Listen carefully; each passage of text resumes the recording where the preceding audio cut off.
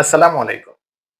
দর্শক, বিএনপির নেতাকর্মীরা এবার দাবি করছেন যে ভোটাররা এবার প্রতিক্রিয়াশীলদেরকে ভোট দানে বিরত থাকবেন। এখন বিএনপির ভাষায় এই প্রতিক্রিয়াশীল আসলে কারা? নিঃসন্দেহে এই প্রতিক্রিয়াশীল বলতে তারা ইসলামপন্থী দলগুলোর প্রার্থীদেরকেই বোঝাচ্ছে। এখন চলুন আমরা এই দাবির ভিত্তি কতটুকু বা যৌক্তিকতা কতটুকু তা একটু বিচার করি।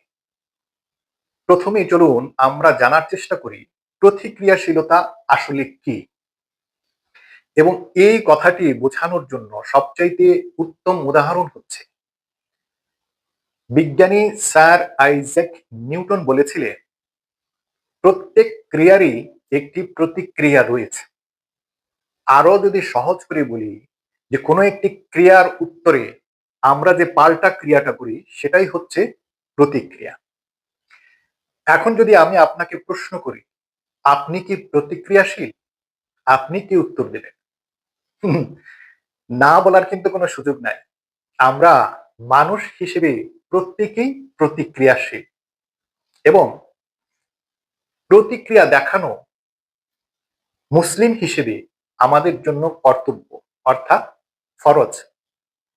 অবশ্য আপনি যদি আমাদের দেশের সকল স্টুপিড সুশীলদের পয়েন্ট অফ ভিউ থেকে চিন্তা করেন, তাহলে দেখবেন বাংলাদেশে প্রতিক্রিয়াশীল বলতে একমাত্র দাড়ি টুপিওয়ালা মোল্লা, মৌলভীরা, হুজুররা এবং তাদের সমর্থকেরা।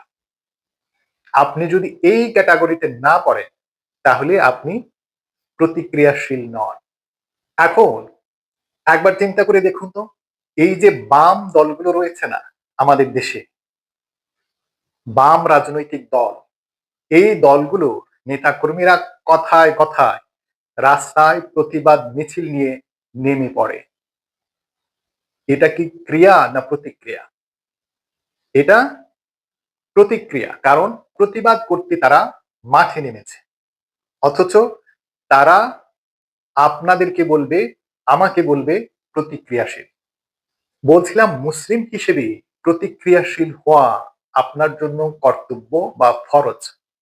এটা কিভাবে? ইসলাম আপনাকে কি বলে? ইসলাম আমাদেরকে বলে, আপনি যেখানে অন্যায় দেখবেন, অত্যাচার দেখবেন, আপনি শারীরিকভাবে তার প্রতিবাদ করবেন, প্রতিরোধ করবেন। আপনি যদি শারীরিকভাবে সেটা করতে না পারেন, তাহলে মৌখিকভাবে করবেন। এমনকি আপনি যদি মৌখিকভাবে অন্যায় অত্যাচারের প্রতিবাদ প্রতিরোধ করতে না পারেন, তাহলে আপনি অন্তর থেকে ঘৃণা করবেন। এখন ভোটের দিন বিএনপির নেতাকর্মীদের ভাষ্যমতে মানুষ প্রতিক্রিয়াশীলদেরকে ভোট দানে বিরত থাকবে, এই কথার কি কোনো ভিত্তি আছে? এই কথার কি কোনো যুক্তি আছে? আসলে এই কথাটি একটি অযৌক্তিক কথা। বিএনপি এরকম বলছে কারণ তারা আমাদের দেশের সকল সুশীলদের ভাষায় কথা বলছে।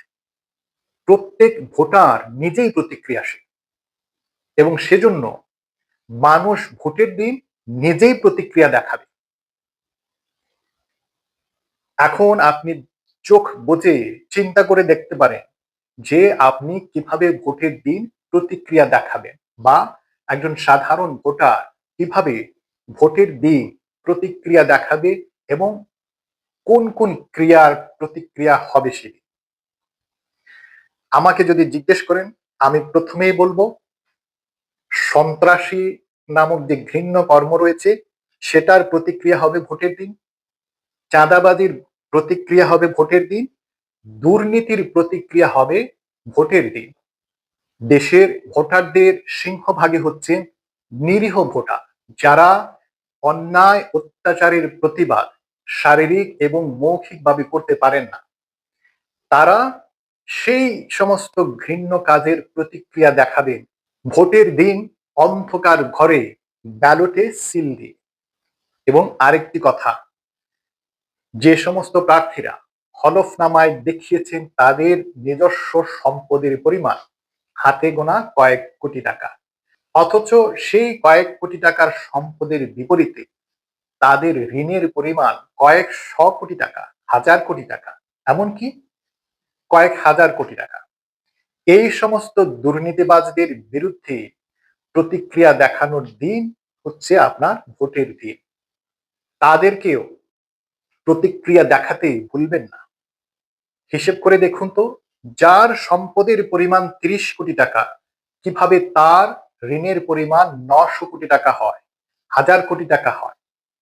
আপনি যদি ঋণ নিতে যান, তাহলে আপনি দেখবেন আপনার যদি সম্পদ থাকে ১ কোটি টাকা, আপনি তার বিপরীতে ঋণ পাবেন ৫০ লক্ষ টাকা, অর্থাৎ অর্ধ কোটি টাকা।